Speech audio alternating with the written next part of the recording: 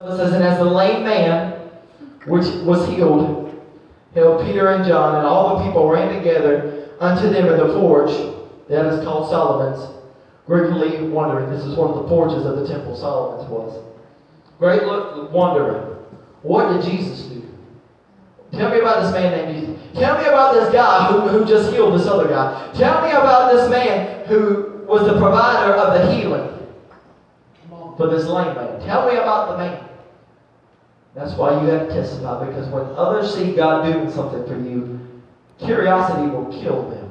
Because they have to figure out what happened to you. Because you went into work one day with a frown on your face, and you went into work the next day with a smile on your face. Because one day you acted like you were going to kill somebody, and now you won't save somebody. One day you were full of hatred, and now you're full of love. When you get saved and God does something for you, it makes a change in your life. That's when people come up and say, there's something different about you. There's something that wasn't there before you went to church yesterday. Where are you going to church right about now? What's God doing for you right about now? And that's how people get saved. You know that we can preach as many messages and we can do as many BBSs, and that's great. And that's how a church goes. But do you know that over 80, almost 90% of people who come to a relationship with the Lord Jesus Christ is because of a friend?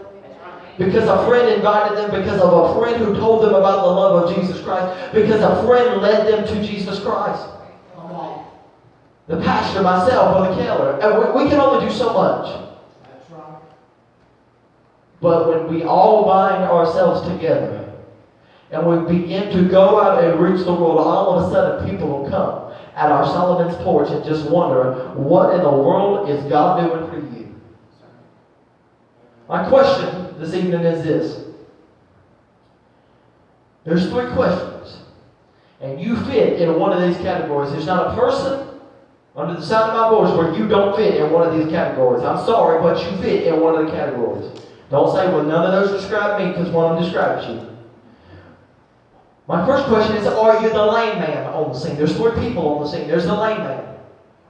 The guy who's sitting out there who's got a problem, who's got an issue, who's got devils riding on his back, and he needs God to do something for him.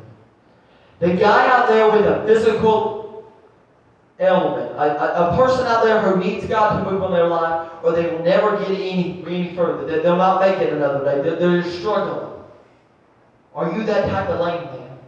I'm not meaning that you can't walk. I'm talking about spiritual lameness. Are you lame spiritually to the point where you don't feel God move in your life as much as you did when you first got saved? Are you more in love with Jesus today as you were yesterday? Come on. Are you the lame man on the scene who's sitting out there asking everybody else for something that will not solve your problem? Are you asking for a temporary solution, for a temporary settlement to just to calm down the problem, but you're not looking for the solution? Are you the lame man on the scene? Number 2, are you the person walking by on the scene? If you're not the lame man, maybe you're the person who's walking by thinking, well, I'll just go on my merry way and I'll just do what God called me to do. Bless God, I'm holier than thou. And I've got my nose stuck up in the air, and I don't want to see the problems of others. Come on. That's okay. Because the first step to solving a problem is admitting you have a problem. Are you seeing everybody the same? Do you have a driving passion to go out and reach others? Do you have a problem with humbleness? But either you're the lame man, you're somebody walking by, and maybe that's not even you when you're walking by. Maybe you don't struggle with all that. But maybe you're just coming to church and you're not focused on anything. Maybe you don't have a problem with humbleness and you don't have a problem with overlooking people. You just want to come to church to focus on you. And maybe you're just saying, you know what, maybe I should look at that lame man a little bit more closely the next time I come across one. You're either the lame man, you're either the person who's walking by, or you're the person healing.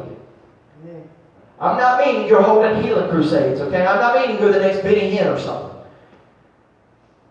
What I'm meaning is, are you going out or are you changing the situation? Are you the one walking by who's witnessing the situation, or are you the one doing the healing who's changing the situation?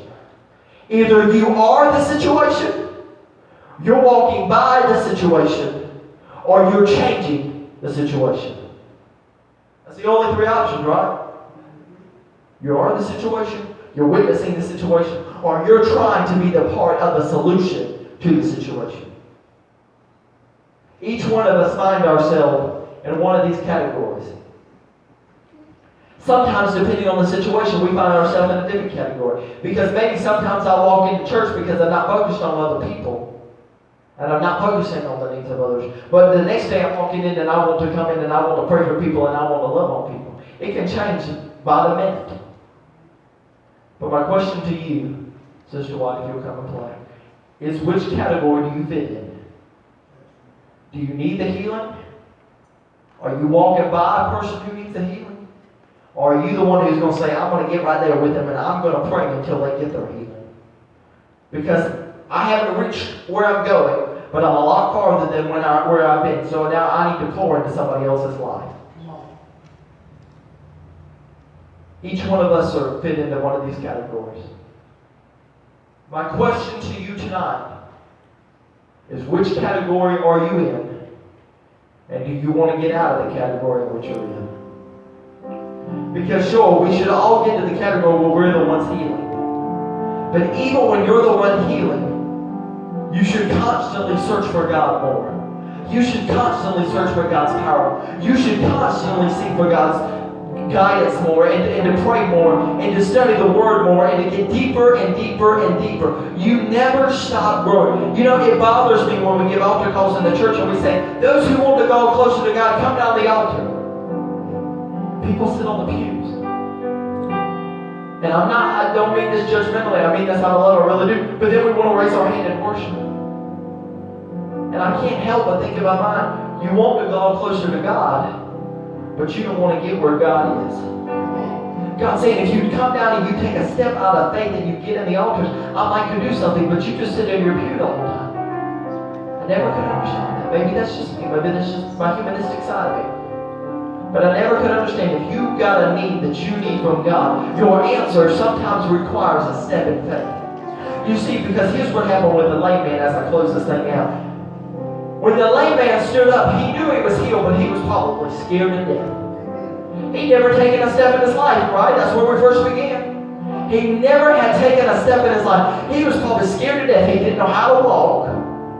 He didn't know if he was going to fall on his head. He didn't know if his bones were going to hold up or not, because this is the first time he's ever experienced. He was probably shaking as he took the first step, and the second step, and the third step. But what does the Bible say? He began leaping. So that as he took steps out in faith, God gave him more strength, and more strength, and more strength, until he reached the point where he could run into the temple. Where he could get into where God has called them to be. With every head bow and every